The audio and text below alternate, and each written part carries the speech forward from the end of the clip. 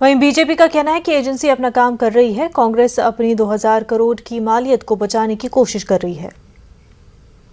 प्रश्न है विनम्रता से उन लोगों से जिन्होंने कांग्रेस का समर्थन किया, कांग्रेस पार्टी के लिए डोनेशन दिया ताकि लोकतांत्रिक गतिविधियों में वो हिस्सा ले सके। क्या ऐसे डोनर्स की ये मंशा थी कि उनका पैसा कांग्रेस पार्टी उस कंपनी को समर्पित कर दे जिसमें मालिकाना हक गांधी खानदान का?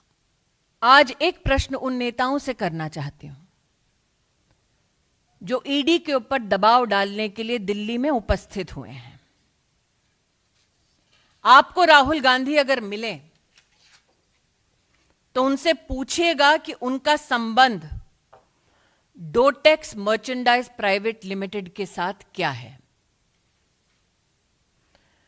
डोटेक्स मर्चेंडाइज प्राइवेट लिमिटेड हवाला एंट्री ऑपरेटर कोलकाता से संबंधित है, जो कैश के बदले चेक देती है, जिसकी ट्रांजैक्शंस पर फाइनेंशियल इंटेलिजेंस यूनिट का रेड फ्लैग है।